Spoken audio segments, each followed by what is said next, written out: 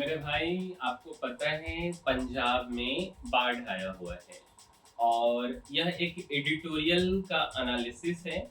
तो बेसिकली इनका कहना है कि पंजाब में अब विशेष ध्यान देने की ज़रूरत है। थोड़ा आइए, क्या कहना है लेखक का, क्या विचार है, हम इसे समझते हैं। बामू लाहिजा, नॉर्थ ईस्ट के राज्यों जैसी गलती हम एक बार फिर पंजाब में नहीं दोहरा सकते हैं।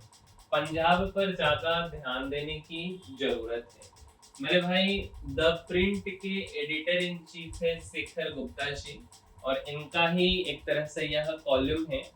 अब समझिए, 1 सितंबर को तियानजिन से लौटते ही प्रधानमंत्री ने अफगानिस्तान में आए भूकंप पर शोक जताते हुए एक ट्वीट किया।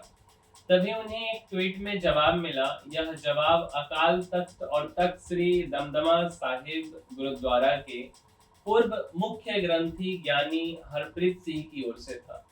वे सिख राजनीति में नेतृत्व के रूप में खुद को देखते हैं, जो शिरोमणि अकाली दल की अंदरूनी दरारों से खतरनाक रूप से टूटी हुई है। वो वे नवा मीन्स नया अकाली दल के प्रमुख के रूप में जगह बनाने की कोशिश कर रहे हैं। हालांकि वे इसे अलग गुट कहने पर आपत्ति जताते हैं। उनका कहना है कि असल में सुखबीर सिंह बादल का अकाली दल अलग हुआ है। सिख राजनीति में तीसरी ताकत अमृतपाल सिंह का शिरोमणि अकाली दल बारिश पंजाब थे। इन हालात का खतरनाक ताकतें, खासकर आईएसआई, फायदा उठा रही है। ज्ञानी जी अक्सर ट्वीट करते हैं और लगभग हमेशा पंजाबी गुरुमुखी में ही ऐसा करते हैं। फिलहाल उनकी टाइमलाइन पंजाब में बाढ़ की तबाही के विजुअल्स से भरी है। नई दिल्ली का विरोधी सिख राजनीति का केंद्रीय मुद्दा है। नई दिल्ली का विरोध सिख राजनीति का केंद्रीय मुद्दा है। ज्ञानी जी ने प्रधानमंत्री के अफगानिस्तान वाले ट्वीट को तुरंत पकड़ा और इस बार अंग्रेजी में लिखा, माननीय प्रधानमंत्री, अफगानिस्तान के लिए सहानुभूति जताना अच्छा है, लेकिन पंजाब भी इसी देश का हिस्सा है, जहां 17 अगस्त से करीब 1500 गांव और 3 लाख लोग बुरी तरह प्रभावित हुए हैं। हमें पता है कि प्रधानमंत्री ने लौटते ही पंजाब के मुख्यमंत्री भगवंत मान से बात की और हर तरह के सहयोग का वादा किया। केंद्रीय कृषि मंत्री शिवराज सिंह चौहान बाढ़ प्रभावित इलाकों में हैं। ज्यादातर समय पैदल, कई बार घुटनों तक पानी में उखड़ी हुई फसलों को देखते हुए, यहाँ तक कि कभी-कभी किसी पौधे को फिर से लगाने की कोशिश भी करते हैं। लेकिन डूबता हुआ पंजाब दशकों में अपने सबसे मुश्किल दौर से गुजर रहा है। वे अपने राज्य में प्रधानमंत्री की मौजूदगी की उम्मीद करते हैं, भले ही वे उस भाजपा से हो जिसे पंजाब में सिख आमतौर पर वोट नहीं देते। यह पहले से ही अलगाव को बढ़ावा दे रहे हैं, जो 3 कृषि कानूनों के खिलाफ आंदोलन के बाद से ही पनप रहा है। भाजपा सब कुछ जीतने की सोच रखने वाली पार्टी है। वह हर उस राज्य में जीतना चाहती है जहां अब तक उसकी पकड़ नहीं रही। तमिलनाडु, तेलंगाना, केरल और पश्चिम बंगाल उसकी आकांक्षा बने रहे हैं। असम, त्रिपुरा और मणिपुर को उसने दशकों की मेहनत और संघ प्रचारकों की कोशिश से जीता है। तो पंजाब क्यों नहीं? पंजाब की दूरी भाजपा को परेशान करती है। अब तक सिर्फ एक बार ही वे यहाँ सत्ता में साझेदार बने थे, वह भी शिरोमणि अकाली दल के कनिष्ठ साथी के तौर पर। यह कदम अटल बिहारी वाजपेयी ने 1990 के दशक में उठाया था। मौजूदा भाजपा नेतृत्व ने उस गठबंधन को तोड़कर पंजाब में अकेले लड़ने का फैसला किया। इसका उन्हें कोई फायदा नहीं मिला, लेकिन वोट प्रतिशत 2022 के विधानसभा चुनाव 6.6% से बढ़कर 2024 के लोकसभा में 18 गुना 5.6% हो गया। इस तरह वे अपने पुराने वरिष्ठ साथी अकाली दल 13 गुना 2% से भी आगे निकल गए, जबकि कांग्रेस और आम आदमी पार्टी को 26% वोट मिले। भाजपा एक लगातार चुनाव लड़ने वाली सेना की तरह है। और उसके नेता सोच सकते हैं कि अगर सिख वोट 3 हिस्सों में बट जाए, शिरोमणि अकाली दल, कांग्रेस और उग्रपंथियों के बीच, और हिंदू वोट एक हो जाए, तो वह अकेले सत्ता हासिल कर सकती है। हिंदू मुस्लिम ध्रुवीकरण के जरिए जितना, खासकर जहां मुसलमान अल्पसंख्यक है, पंजाब से बिल्कुल अलग है, जहां सिख बहुमत में है।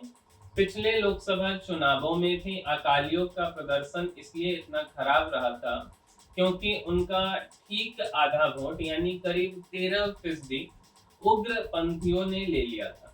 चाहे पसंद आए या न आए, लेकिन पंजाब में उग्रपंथियों की बढ़ती लोकप्रियता एक समस्या बन चुकी है। जनता का अकालियों से मोह भंग बढ़ रहा है और भाजपा को ध्रुवीकरण करने वाली पार्टी के रूप में देखा जा रहा है। अलगाववादी इसी माहौल में सक्रिय हैं और पाकिस्तानी भी इसमें खेल रहे हैं। कई नए यूट्यूब चैनल और सोशल मीडिया हैंडल बेहद चालाकी से प्रोपेगेंडा चला रहे हैं। वे ये संदेश दे रहे हैं कि मुसलमान और सिख दोनों एकेश्वरवादी और पंजाबी हैं और इस नाते उनके बीच कोई असली समस्या नहीं है। परेशानी हिंदुओं से आती है और इसलिए सिखों को अलग तरह से सोचना चाहिए।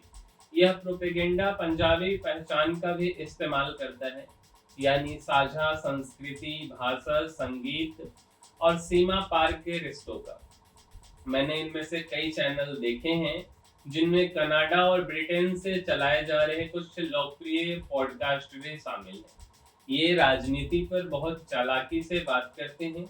मैंने कनाडा से एक 66 मिनट का शो देखा जिसमें एंकर पाकिस्तान एयरफोर्स के एक वेटरन और ऑपरेशन सिंदूर पर लिखने वाले लेखक से बात कर रहा था।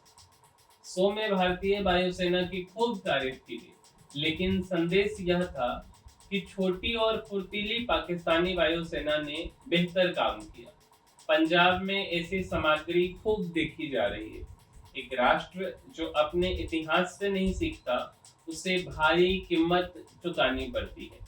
60 साल पहले मिजोरम में चूहों ने अनाज के भंडार खा डाले थे और लोग भूखा मरने लगे थे। राज्य सरकार नाकाम रही और केंद्र बहुत दूर था।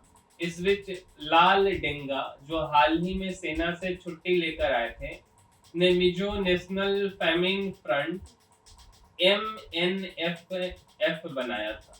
1966 तक मिजो नेशनल फ्रंट बन गया और 2 दशक तक चीन और पाकिस्तान से समर्थन पाकर हिंसक विद्रोह चलाता रहा। भारत वही गलती दोबारा पंजाब में नहीं कर सकता। उस राज्य के प्रति देश की कुछ जिम्मेदारियां हैं। एक आपदा केंद्र भाजपा के लिए पंजाब के साथ खड़े होने का अच्छा अवसर होता। यह राज्य से नया रिश्ता बनाने का मौका भी होता। भारत की जिम्मेदारी है कि उस राज्य और उसके लोगों के लिए सब कुछ करे जिनके योगदान के बिना गणराज्य की कल्पना नहीं की जा सकती। मेरे भाई, एडिटोरियल का यह एनालिसिस था। यह लेखक के अपने विचार हैं, इसमें मेरा कुछ विचार है नहीं। जो यहाँ पे लेखक ने लिखा है उसे हमने पढ़ के आपको समझाने का कोशिश किया। उम्मीद करते हैं आपको हमारा यह वीडियो पसंद आया होगा, कुछ जानने को, सीखने को मिला होगा। और अगर आपको हमारा वीडियो पसंद आया है, वीडियो अच्छा लगा है, कुछ आप सीखे हो, तो इसको लाइक जरूर कीजिएगा, साथ साथ शेयर भी कीजिए और चैनल को सब्सक्राइब भी कीजिए।